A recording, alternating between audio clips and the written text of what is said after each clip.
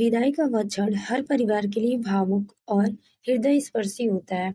जब एक बेटी की शादी के बाद अपने मायके को छोड़कर ससुराल जाती है तो माता-पिता, भाई-बहन और खुद बेटी के लिए एक ऐसा पल होता है जिसमें खुशी, दुख और उम्मीदों का मिलना-जुलना भाव होता है। मधु एक हंसमुख और चंचल लड़की थी। बचपन से ही उसकी आंखों में अपने सपने को लेकर चमक थी। वह अपने माता-पिता की आंखों की तारा थी।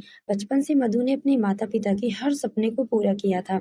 उसकी परवरिश एक छोटे से गांव में हुई थी, लेकिन उसके माता-पिता ने उसकी शिक्षा और जीवन के हर पहलू से उसे सक्षम बनाने की कोई कसर नहीं छोड़ी। मधु के पिता संतोष एक साधारण किसान थे। उनकी दुनिया उनकी बेटी मधु के इर्द-गिर्द ही घूमती थी। मधु की माँ राधिका देवी भी अपने परिवार के लिए हर दिन संघर्ष करती थी, लेकिन उन्होंने कभी मधु के सपनों को छोटा नहीं माना। उन्होंने हमेशा उसे प्रोत्साहित किया कि वह अपनी लड़ाई और जीवन में आगे बढ़े। मधु को अपने माता-पिता का प्यार और समर्थन हमेशा मिला। उसने स्कूल और कॉलेज से अच्छे अंकों से सफलता प्राप्त की और जल्द ही एक नामी कंपनी में नौकरी भी हासिल कर ली। उसके माता-पिता सोचते थे कि उसकी बेटी ने अपने जीवन में जो किया है वह एक मिसाल है। मधु की पढ़ाई पूरी होने के बाद उसके माता-पिता ने उसकी शादी के लिए अच्छा रिश्ता ढूंढना शुरू कर दिया।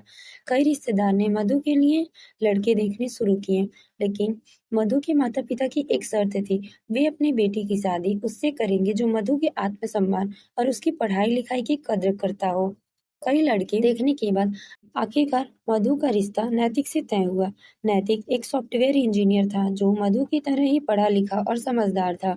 उसने मधु की शिक्षा और उसके करियर की तारीफ की और कहा वह शादी के बाद मधु के सपनों का समर्थन करेगा। मधु के माता-पिता को लगा कि नैतिक ही उनकी बेटी के लिए सही जीवन साथी है। उन्होंने शादी की तैयारियां शुरू कर दी। दोनों परिवार में खुशी का माहौल था। मधु खुद भी इस रिश्ते से खुश थी। शादी का दिन नजदीक आ गया। मधु का घर मेहमानों से भरा हुआ था। हर कोई शादी की तैयारी में व्यस्त था। संगीत, हल्दी और मेहंदी के कार्यक्रम खुशी और उत्साह के साथ भरे हुए थे। मधु के चेहरे पर भी एक अलग सी चमक थी, लेकिन कहीं न कहीं उसके दिल में एक अजीब सा खालीपन था। शादी की सभी रस्में पूरी हो चुकी थी। नैतिक और मधु एक दूसरे के साथ बेहद खुश दिख रहे थे। लेकिन अब वह पल आ गया था जिसका सामना करना सबसे कठिन होता है, जो था विदाई। विदाई से पहले मधु अपने कमरे में बैठी थी। उसने अपनी शादी की सुंदर लाल साड़ी पहनी हुई थी और उसके हाथों में मेहंदी चमक रही थी। लेकिन उसके चेहरे पे उदासी की लकीरें थी। उसकी आंखों में आंसू थे, जो किसी भी पल बाहर आने को बेताब थे। उसने बचपन से लेकर अब तक के सारे पल को अपने मन में याद किए। वह सोचने लगी कि कैसे उसकी माँ उसके लिए हर दिन संघर्ष किया था। कैसे उसके पिता ने अपने सपने को पीछे छोड़कर उसके लिए दुनिया की हर खुशी जुटाई थी और अब वो उन सबको छोड़कर एक नए जीवन की शुरुआत करने जा रही है। मधु के मन में यह सोच बार-बार घूम रही थी कि वह अब अपने माता-पिता के साथ नहीं रह पाएगी। हर रोज सुबह उनकी मुस्कान देखकर जागना, उनकी छोटी-छोटी बातों में सुकून पाना, ये सब अब एक सपना बन जाएगा। माँ का दिल बिछड़ने की वेदना, विदाई का वक्त करीब आता जा रहा था और मधु की माँ राधिका देवी की आंखों से आंसू थमने का नाम नहीं ले रहा था। वह बार-बार मधु के पास जाती और उसे प्यार से देखती। उन्होंने अपनी बेटी को इतने सालों तक अपने आंचल में पाला था और वह अपनी बेटी को किसी और के घर भेजने के लिए खुद को तैयार नहीं कर पा रही थी। राधिका ने मधु के सिर पर हाथ फेरते हुए कहा, बेटा, अब तू अपने घर जा रही है। हमेशा खुश रहना और अपने ससुराल वालों का मान रखना। लेकिन याद रखना, यह घर हमेशा तेरा रहेगा। जब भी तुझे मेरी जरूरत हो, मैं हमेशा तेरे साथ हूँ। मधु ने माँ को गले लगाते हुए कहा, माँ, मैं कैसे तुमसे दूर रह पाऊंगी? आपके बिना तो मेरा एक दिन भी नहीं कटेगा। माँ बेटी की यह बातचीत भावुक कर देने वाली थी। दोनों की आंखों से आंसू बह रहे थे, लेकिन दिल में एक अजीब-सा सुकून भी था कि अब उसकी बेटी एक नए जीवन की ओर बढ़ रही है। वहीं पिता का मौन दर्द। मधु के पिता हमेशा से ही कम बोलने वाले इंसान थे। इन्होंने कभी अपनी भावनाओं को खुलकर जाहिर नहीं किया था, लेकिन आज वह भी अंदर से टूट गए थे। अपनी बेटी की विदाई का ख्याल उनके दिल को चीर रहा था। अपनी आंखों में आंसू लिए खड़े वह चुपचाप मधु को देख रहे थे। उन्हें याद आ रहा था कि कैसे उन्होंने मधु के बचपन से लेकर अब तक हर एक पल को जिया था। वे अपनी पहली हंसी, पहला कदम, पहली बार स्कूल जाने का दिन सब कुछ याद कर रहे थे। उन्होंने मधु से कहा, बेटा, तुझे हर कदम पर सही फैसला लेना है। तेरी माँ और मैं हमेशा तेरे साथ हूँ। तुझे कोई भी परेशानी हो तो बिना हिचकिचाए हमें बताना। मधु ने अपने पिता के पैर छूते हुए कहा, पापा, आपने मुझे हर मुश्किल से बचाया है।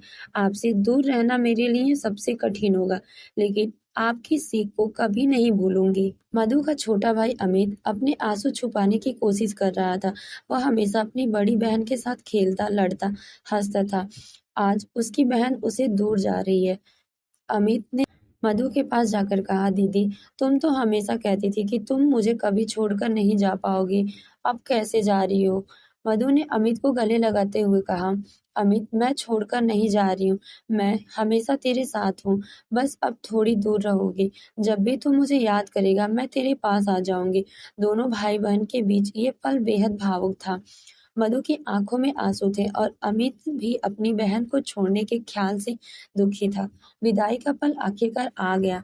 मधु माता पिता भाई और सारे रिश्तेदार से दरवाजे तक छोड़ने आए।